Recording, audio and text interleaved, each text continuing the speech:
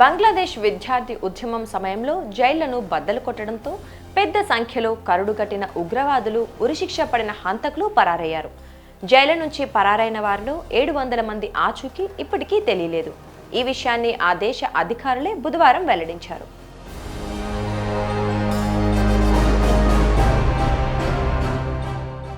నాటి బంగ్లాదేశ్ ప్రధానమంత్రి షేక్ హసీనాపై తిరుగుబాటు సందర్భంగా జరిగిన ఆందోళనల్లో దేశవ్యాప్తంగా 2200 మంది ఖైదీలు తప్పించుకున్నారు. ఈ విషయాన్ని inspector general of prisons brigadier general Sayeed Mohammad Motaher Hossain ధృవీకరించారు.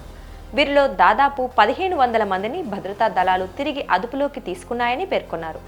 పరారీలో ఉన్న 700 మంది ఖైదీల్లో 70 మంది వరకు కరుడుగట్టిన ఉగ్రవాదులు, ఉరిశిక్ష పడిన ఖైదీలు ఉన్నట్లు వెల్లడించారు.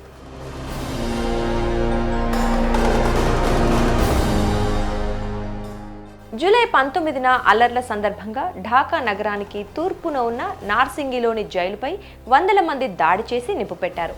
అనంతరం పెద్ద సంఖ్యలో ఖైదీలను విడిపించారు. ఆ తరువాత వారాల్లో మరో 4 జైళ్లపై కూడా దాడులు జరిగాయి. వీటిలో కరడుగట్టిన నేరస్తులను ఉంచే కషింపూర్ జైలు కూడా ఉంది. పోలీస్ శాఖ ప్రతినిధి ఇమాం హుస్సేన్ సాగర్ మాట్లాడుతూ పరారీలో ఉన్న ఖైదీల కోసం తీవ్రంగా గాలిస్తున్నట్లు వెల్లడించారు. ఇప్పటికే వీరి సమాచారం దేశంలోని అన్ని పోలీస్ స్టేషన్లకు పంపామన్నారు. షేక్ హసీనా దేశం వీడిన తర్వాత బెయిల్ పొందిన ఉగ్రవాదులపై కూడా తమ నిఘా ఉందని చెప్పారు.